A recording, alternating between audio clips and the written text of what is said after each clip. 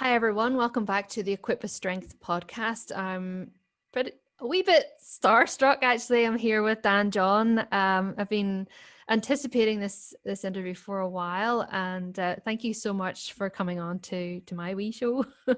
Well, no, it's an honor. Thank you. And I'm just, you'll, when we finally meet, hopefully this summer in the fall, you'll be so disappointed when you meet me. I'm just warning you straight up. Okay. I doubt it. I doubt it. What has always struck me about you is it's just the sensible wisdom. Like it's just some of the way you cut to the chase and sort of get to the point and the heart of the issue. And that's really that's something I admire in people. And so I'm hoping that you can shed some wisdom again today Sure. and sort of talk. So a lot of my audience already know who you are, and it's fairly easy to find out, so we can just get right into the questions. I love it. But, let's just having the courage, and I really truly mean the courage to simplify things is very difficult. I'll do I'll go to these workshops and I'll listen to the other speakers, and it's like, I fall in love with it.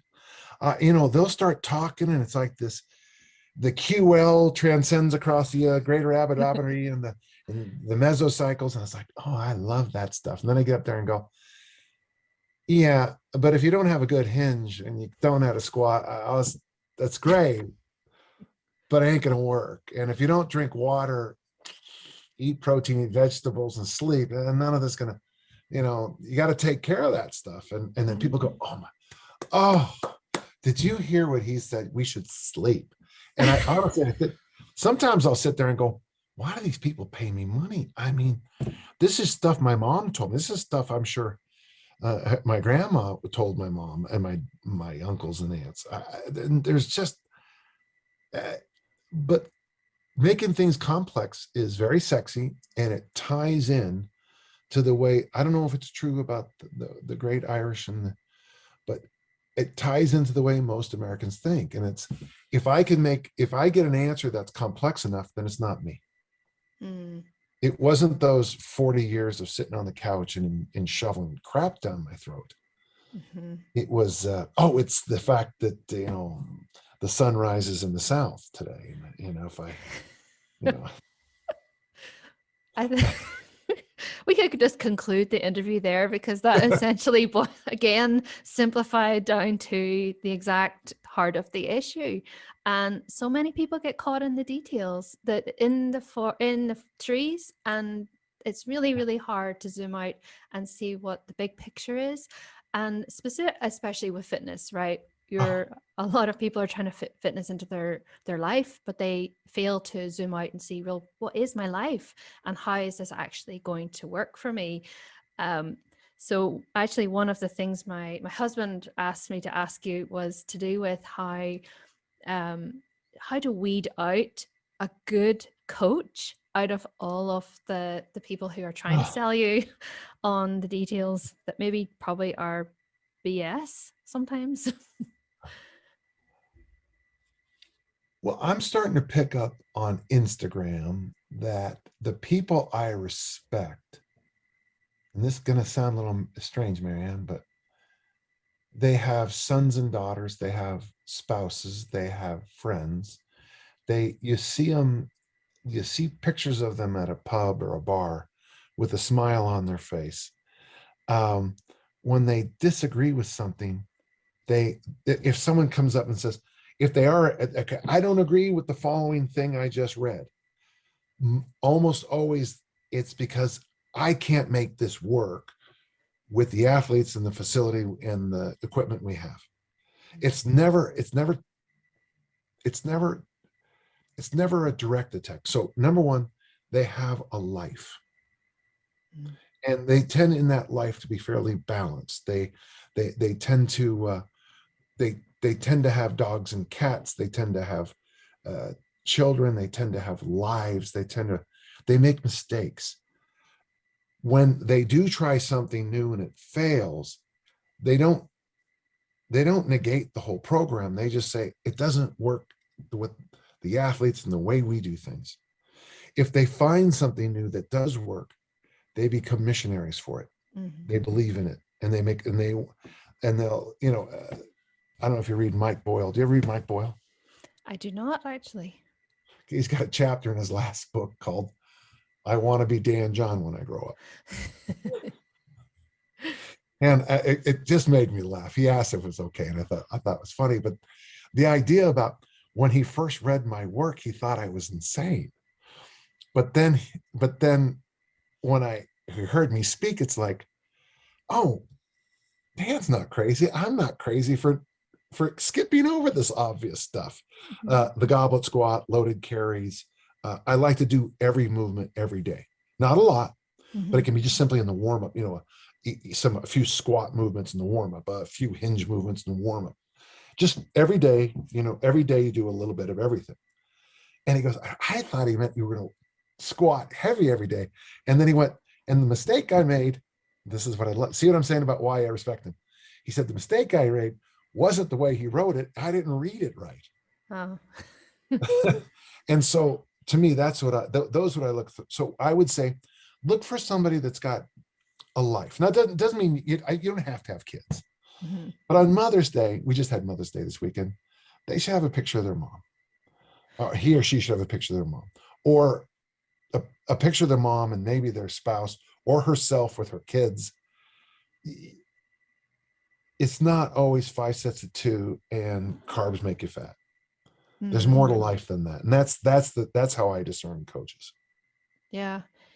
What do you think of the world of Instagram? I mean, as from not just from a coach's, a business side of things, although I guess we've been sold on the idea that that's important to have. I don't do Instagram. I've sort of exited that whole I think there's some wisdom place. in that. But I'm curious as to like, obviously their game is to keep people on their platform, and maybe I don't know what age group you tend to work with, but I see a lot of people getting trapped on social media more than actually the fantasy of fitness versus the actual doing of the fitness. And it's very easy to get just looking at new ideas all the time. Well, I think you need to copyright that phrase, the fantasy of fitness. It's an issue that comes up a lot.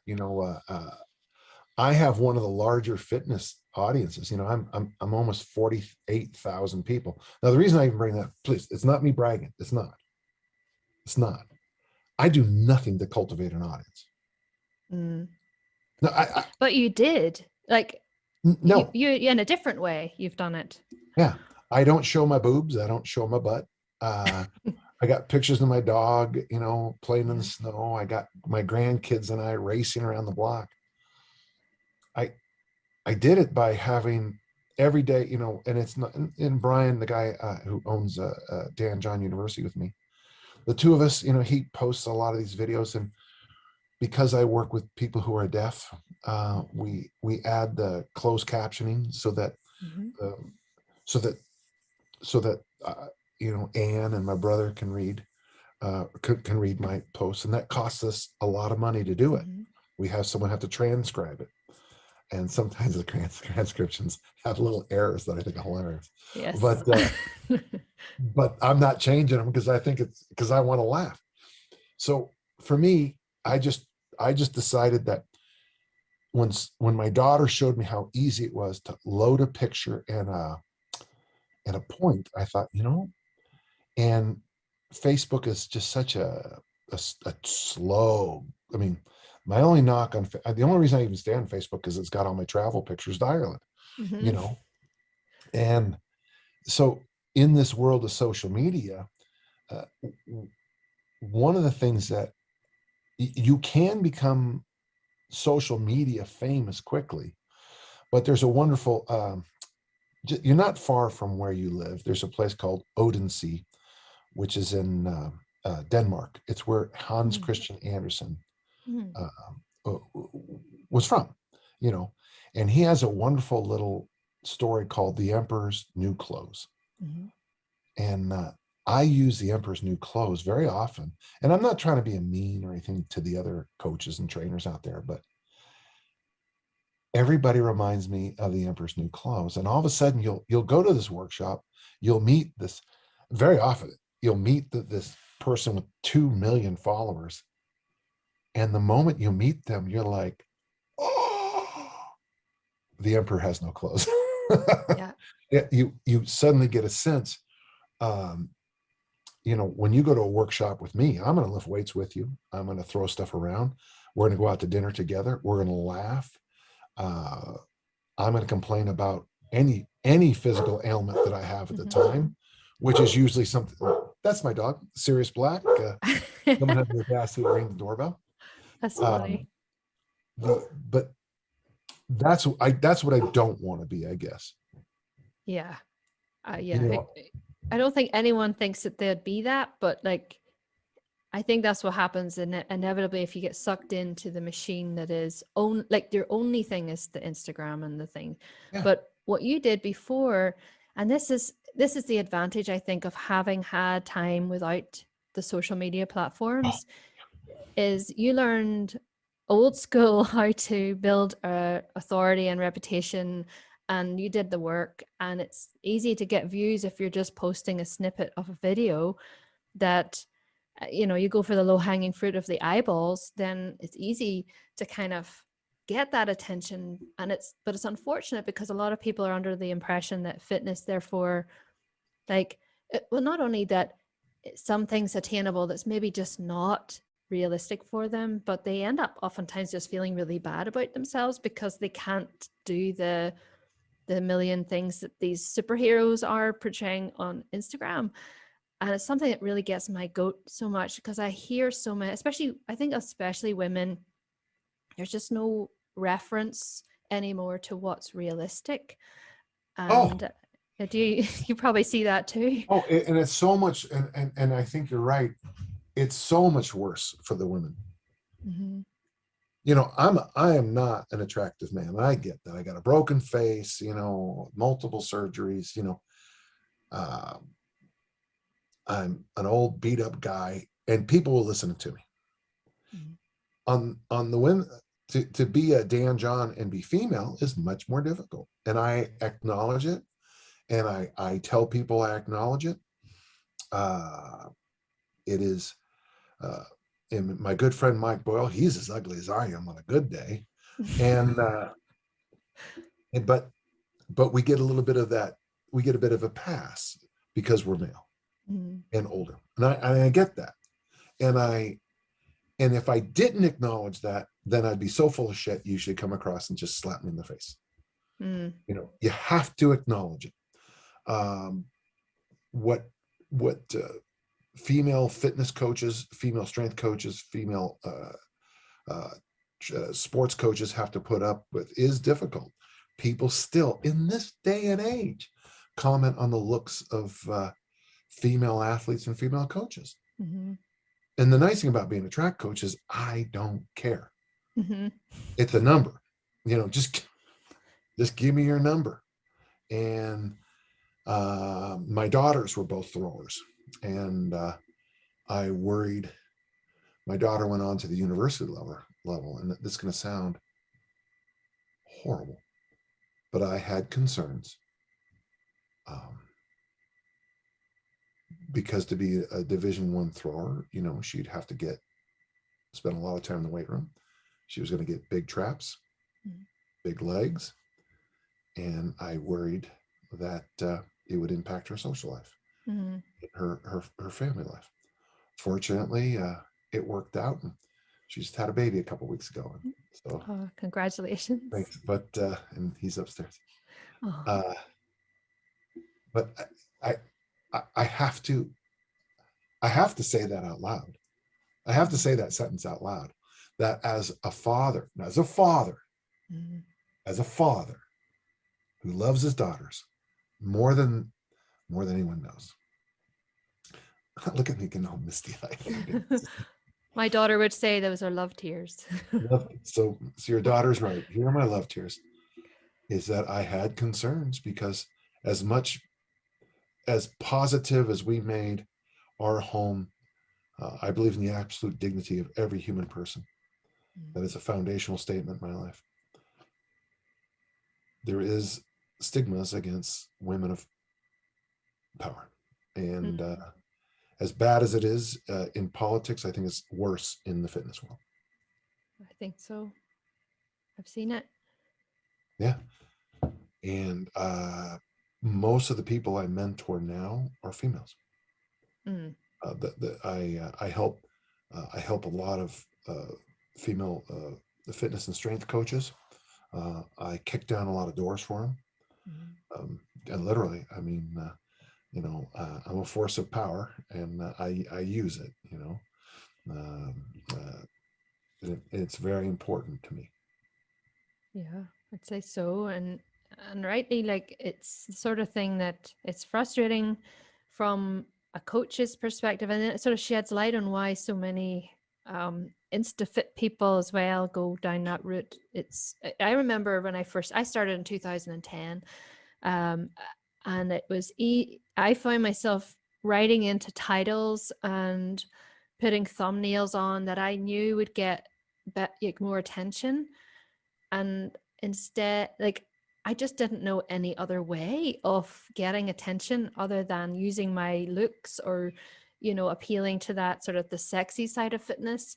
And one of the things actually I was wanting to ask you, and it was related to your faith, if you're okay talking about that. I had a question from an audience member, and it would That's sort of fascinating. dovetail into my own question as well. She had asked that her name's Elizabeth, and she asked how your faith has influenced your training and coaching. Um, but I guess as a sub question, and maybe your daughters would maybe have, I don't know if they've maybe talked about this, but I've seen a lot of coaches who are also, religious or of faith, or however you want to describe yourself, and they struggle to reconcile this chasing of aesthetics with worrying about being seen as vain or being hypocritical somehow of their faith.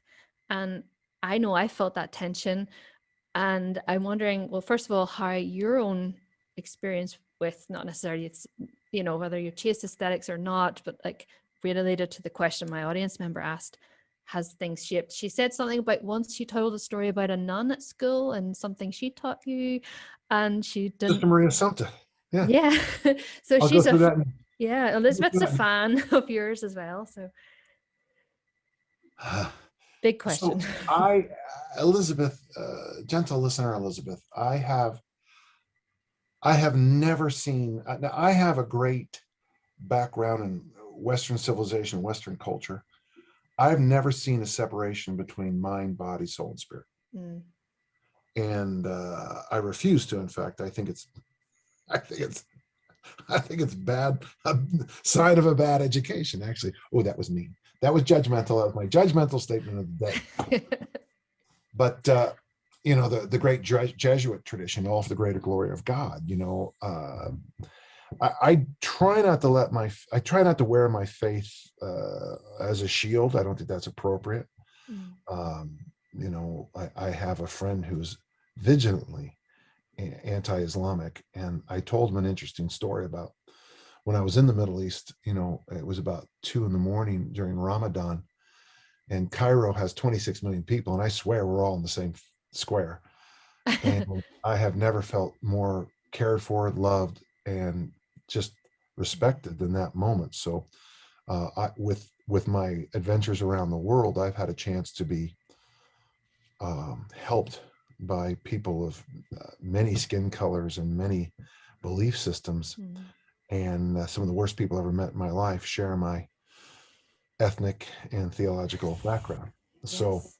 so my job, I would say, Elizabeth and Marianne, it does impact my coaching because I always keep my eyes above the now or even the season. Mm, If I, for example, Marianne, if I decide, let's say you're a 17-year-old and you haven't had kids yet, and we decide to get you on a drug that will improve your performance. mm, Well, I would never do that, mm. because the first thing I would think of, Marianne's gonna be 37 before you know it, and I don't I don't want to impact her motherhood, her grandmotherhood, her her children's health and lives by a short-term decision now. So I always step back. My best athlete is a professor now of art, and my lawyer is a former thrower of mine. My doctor is a former athlete of mine. My mortician, the guy who's going to bury my ass, is a former athlete of mine. The number of athletes I've had that gone on to become lawyers, doctors, and professors, it is really just amazing. Most of the throwers I worked with have at least, I don't know if the American system very well, but at least master's degrees. Mm-hmm. And when people ask me about my coaching, one of the things I constantly kind of come back to is I love the ability for me to step back and see, you know, one of my athletes is one of the most famous biochemists now in the United States. Another one of my athletes is, his name got mentioned several times, not with Trump, but with the presidents before, to be on the Supreme Court. One of my throwers. Wow. And I'm much more, to me, now you could also say it's because, Dan, you're an old fart. And, but I think I was that way early in my career too. I always took a step back and said, one day this person's going to be a neighbor, community leader, parent, friend, and what the lessons that the lessons of discipline and self-reliance that they'll learn as a discus thrower or rugby player or hurler, depending on where you are and what city in Northern Ireland, those are much more important than the actual where you ended up on the All Ireland. So again, you're kind of seeing that forest versus just that moment, right? It's like their value as a person, and you're seeing them as a person. And I got to be honest with you, it can be hard. It can be hard sometimes, so I wrote a book about it called Now What? And that's the two words I use after you compete. I walk up and say, now what?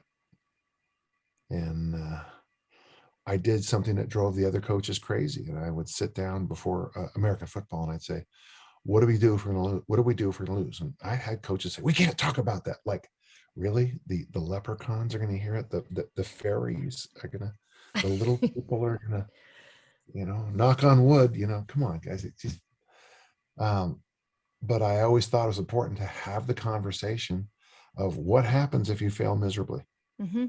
But have it 2 weeks before the national championships. Yes. Yeah, I wouldn't say that at brunch. But Marianne, what did you play a sport? I a single sport athletics. I was a sprinter. You were a sprinter of the great Northern Ireland sprint tradition that rivals Jamaica. Yes. That was a bit of humor. I was terrible. But as this, but say like it was really important to you, and it was the biggest championship of the year. About 2 weeks ahead of time, I'd sit down and I would say, what happens if you false start out? What are we going to do if you have the worst performance of the season? What would cause the worst performance of the season? And at first you'd be like, but then a few seconds later, be like, well, and then you'd give me a list of things. And then I'd say, well, let's, can I be totally frank? Can I be embarrassing? Like a big issue in athletics is bowel movements the morning of competition, because you're so nervous and dehydrated. Not pooping. And sorry, gentle listener, for the gravity, but so we'll talk a few days ahead about getting more fiber. Maybe I usually recommend Metamucil, drinking more water.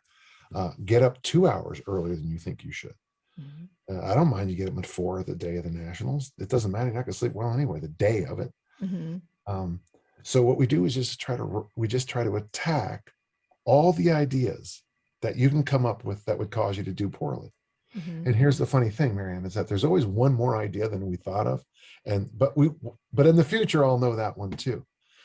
So my point on all on this little whimsical trail is that kind of lesson, what are you going to do if it rains on your wedding day? Well, you thought about it beforehand. What are you going to do if, and have that conversation early. And that's a life skill, I think. I think it's a great life skill. Yeah, I agree. And actually, Josh Hillis writes about that in his books. You'll probably know this, like the obstacle planning and making sure that, when it's trying to set a habit even, and you're trying to work in like, what's the thing that's going to trip me up? What's tripped me up before? And they even say like people who rehearse, like if you rehearse escaping and even mentally escaping in an airplane, you're Yeah. more likely to actually succeed because you won't freeze and you won't like not know what to do or like fall down into like a despair if like you lose, because you've already rehearsed, I can cope with this, and I'm resilient, and I have the resources to do what's next. And it's a very, I think it's smart, it's wise, and I think more people should do it. More people should do it for school. More people should do it for if their job doesn't work out, or like just think about it, because these are, I think we get wrapped up in the winning and the praise that people give us, even instead of, well, what if it's not true? I love the fact you brought up obstacles, and the fact, who's this Josh Hillis guy? Sounds I like a don't know, loser. some guy. Gentle listener, Josh is a really good friend of mine. Yes. Really, we co-wrote a book when he was going through the dark night of the soul. Um, so the idea on obstacle training is if you decide to go on are you kilos or pounds? Which is easier for you? Either I'm in America now, so I'm Oh, both. where do you live now? I'm Pennsylvania. Oh, that doesn't count as America, does it? I Yeah. know. Somehow I ended up here. So since January 1st, I'm down 26 pounds, 12 kilos. Hmm. And because I have a weightlifting meet this Saturday, and I have to Ooh. weigh 102 kilos. And one of the things you have to do to lose 26 pounds, 12 kilos in that time is you need to make a plan to increase your vegetables, exercise more, sleep more, all the basics.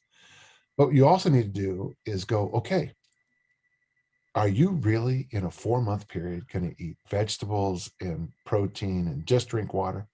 No, that's not going to happen. That's not the son of Eileen Barbara McCloskey is not going to be able to skip that many days without some. So I came up with the plan. I stopped drinking alcohol except when there was a reason to drink it, and that's usually a party. Mm-hmm. And I learned a great lesson this last weekend is I should have put it off a little bit longer. Uh, but the idea is that what's an obstacle? Well, weddings are an obstacle for fat Mm-hmm. loss. Weddings are wonderful unless you're trying to lose Mm-hmm. 12 kilos for a weightlifting meet. I mean, there's nothing wrong with parties, but it's an obstacle. Mm-hmm. And so, how do you come into it? You come in planning certain things, yeah, Mm-hmm. thinking through certain things. Yeah, definitely. Um, so do you have any thoughts on reconciling the chasing aesthetics goals with the idea of I guess not wanting like the vanity metric of being fit and healthy? I think a lot of coaches might, Well, on let one me just hand. add, I'll tell you something. I'm going to jump in right now because it's important. Marianne, how old are you? 39. You're just a baby. Jeez. You're old enough to have kids. You're just a child. Um, Art Devaney talks about this, and it's a point that I think you should wrap your arms around a little bit. Vanity in your elderly years, and I'm there. I'm 64. Is a helpful way of ensuring that you do your skincare, that you brush your teeth, that you go for a walk. Vanity becomes an actually a boon to Mm, health and fitness as you age. Now, I say this all the time. Nothing bothers me more than a guy who's 22 be showing his six-pack abs on Instagram. Any idiot who's male and 22 who doesn't have six-pack is just too stupid to talk to anyway. Because at 22, it's pretty easy to have to look good because you haven't done shit in your life. Sorry, maybe too much, but yeah. So I have no, especially if you're in the sport of bodybuilding or whatever, I'm fine with it. And here's the thing: if you believe in the absolute dignity of every human person, and you actually follow some of the things, who should I judge in this planet? You know, Mhm. it's going to sound weird to say this. I have several friends who are strippers, and it's interesting because some of my most fascinating conversations I've had in years are with them, Mm. because in one case, you know, life rolled some lemons, and she turned into lemonade. Mhm. And if you're going to judge her, I'm going to have to hit you, because you know, that's just, I don't want to go into too much depth, but I'm not going to judge anybody for no matter what they do. Nah, okay. I do have a line in the sand: pedophiles. I don't like them. Mm. Uh, and that's I mean that's and I mean that's kind of an obvious, but Yeah. so I guess is what I guess what I'm trying to say is, as long as you're true to your compass, good things, you're okay. Uh, my dog's next to me, and he just passed out. Oh, so getting back to Sister Maria Sumta, she's the one when I was in the second grade. She posted up a compass up on the wall, and it said work, rest, play, and pray. And she said, as long as you keep those four in balance, you'll be fine in life. The Mhm. word workaholic wasn't even around anymore. She said, some of you are going to take work too far. Some of you take play too far. Some of you take rest too far. She didn't mention pray. But if you keep those things in balance, you'll be okay. And I just listened to that and it was like, okay. And I and Yeah. I and I still use that. That's why I strive, and I talk about it in my books about how starting the Highland Games, I think, saved my athletic career as a Mhm. discus thrower, because all of a sudden Highland Games are much more playful than track Mhm. meets. I mean, track meets are not. Now I love throwing the discus far, but track meets, there's a lot of pressure. There's a lot, especially as a discus thrower, because if it's wet or it's windy, the wrong kind of winds, you don't throw far no matter. And that's all people care about is how far the implement goes. Mm. But Highland Games are just fun. And then I began to notice that the more serious I took the Highland Games, the farther my discus went, because I had thrown back play into my compass. Mm. Yeah. It's something a lot of people miss, right, in their Yeah, workouts. yeah. Well, what word did you just use there? Their work out. Yeah, workout. Yeah, play Now out. I use the word workout as in when I'm having a bad day and I work out a bad day. I work out my tensions. I Oh, work out my issues. I like the word training session, but that's my cat, by the way. I trust you. I'd trade pets right now. Uh, but yeah, so yeah, I've never seen a disconnect between one's faith tradition and one's sport choice. Mm. One's faith tradition, one's sport choice. I certainly can understand and respect the dietary uh, issues many athletes have because of their faith, Mm. and I respect it and I learn from them. Mhm. You know, so let's move on. That's that we beat Yeah, that. that's great. So one of the questions I wanted to ask was about, actually it's more train this is more training related. It's about keeping things simple and as simple as possible. A lot of people who listen to this may have fallen off track, and maybe where fit life happened and now it's a sort of two steps forward, one step back, frustrating, not who they were. Mhm. So I always talk about like a minimum goal to like make sure it's doable. And then Mhm. if you exceed that, blah, blah, blah. So 1 to 2, I start with like 1 to 2 workouts a week. Some people work really well with that, and other people work with a little bit every day. But if you could own, from your point of view, right, if you could only train once or twice a week, then what would you include to make it as well rounded as possible?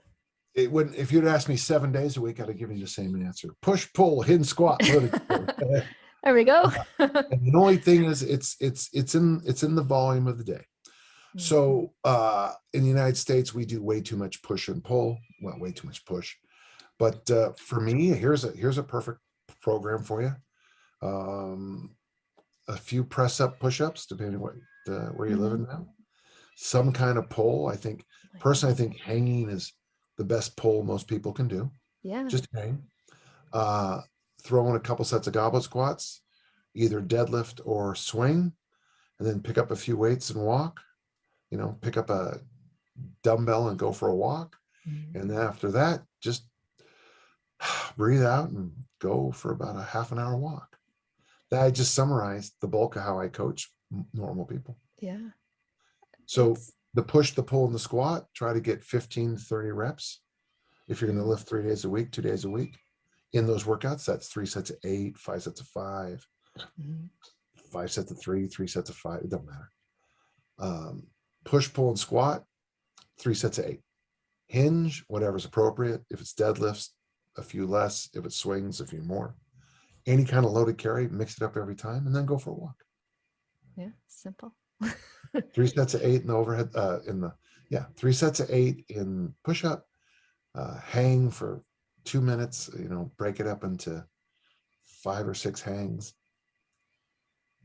Do some goblet squats, do a total of 25. Walk over to the deadlift rack and, pull 5 singles. Pick up a dumbbell and walk around and then go walk. It's that easy. Yeah. But remember, it's much better to have 160 workouts a year than it is to have 3 the first Monday, Wednesday, and Friday of January. Yeah. So health, finances, success, love, they all accumulate. So accumulation is the most important thing. If you walk a mile a day, that's 365 miles a year. If you walk 2, you just doubled it. But it's much better to walk that a day than try to nail 365 in a weekend. Couldn't agree more. Good luck on that. 365 in a weekend. Yeah, seriously. You do it, you have nothing else but walk. As you hit on a really good point, because it's like people, a cat, like I always worried about the dog barking, and this time it's the cat. So one of the things I think a lot of people get caught in is that, like, again, coming back to that details idea where they think that there's some perfect workout, and while there's better workouts than others, and I think people maybe I don't know what the word is, like they kind of get caught in wanting to find that sort of, I don't know what it is. It's like it's perfect or fun variety or. Billy Graham once said, if you ever find the perfect church, join it, and it won't be perfect anymore. That's it. And I use that as wisdom and talking. There are no, gentle listener, there are no perfect workouts. There is no perfect dietary plan. But, pretty good is pretty good. I tell people eat vegetables every meal, and they look at me like I'm, a psychopath. Salad for breakfast? Yeah, eat salad for breakfast. No one does that. Well, the only people are fat and out of shape. The rest of us do. Drink water. Avoid drinking carbohydrates. Okay. Yeah, but what about soda? Well, what do you think, you idiot? When you accumulate vegetables at every meal, when you accumulate water at every meal, when you accumulate 8 hours of sleep every night, month in, month out, at the end of the year, you look pretty good. Yeah. Now, you might not be perfect, but even when guys get ripped down to 3% body fat, they still have glaring errors. I'm not talking about fat. I'm talking about weirdly shaped muscles and indents with things blown off. Even at 3%, people don't always look that good.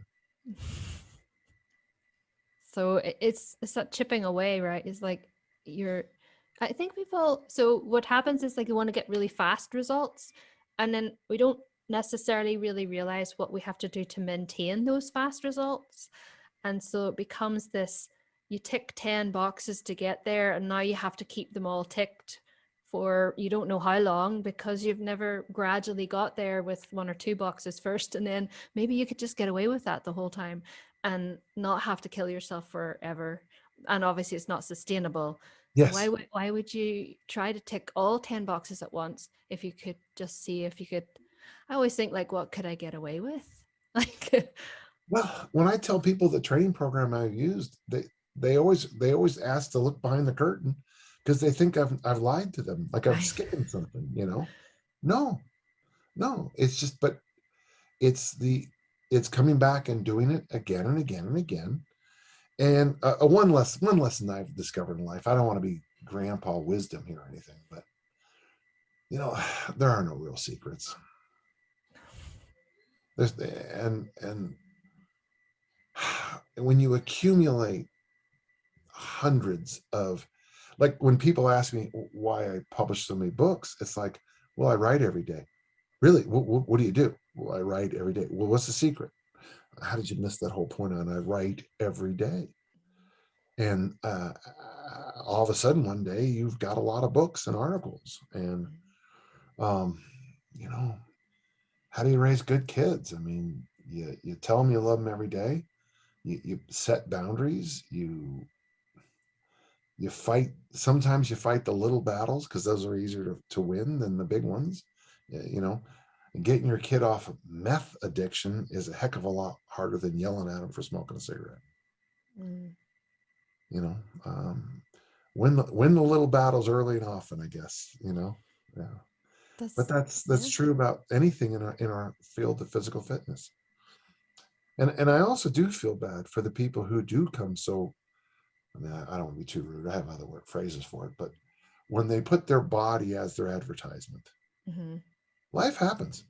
Yes. uh, on the female side, babies. Uh, Hmm. on the men's side, life. And then sometimes it's diseases, sometimes it's work, sometimes it's a pandemic.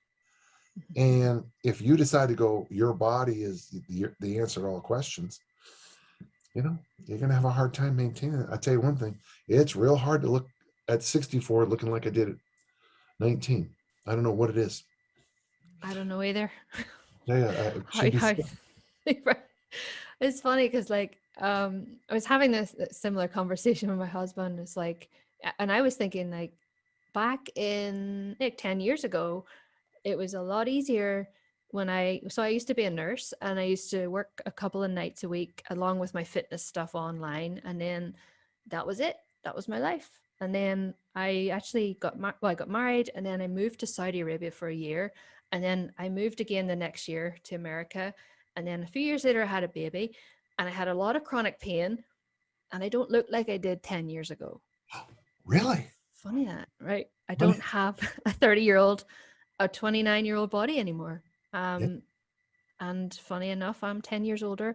But it's funny, like, there was a bit of like a mourning process involved in that, because so much of my identity, I did a lot of that. I put it out and put it up there as like evidence of, trust me because I look like this. But some people, that doesn't, that's not the point, that's you know. fascinating.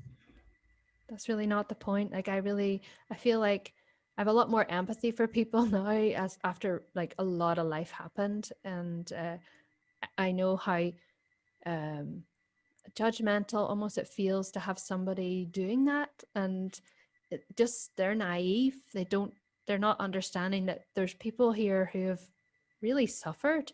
And this is why this is called Equipped with Strength, because it honors perseverance in the face of real suffering, because that's where real strength exists, is that you keep Mhm. on going even when it's not flashy, or nobody's giving you the praise for it, but you're still trying, and you just don't stop starting. And that's really what I learned over the last decade. Just don't give up, because even that little grain of hope can turn into something that you didn't expect.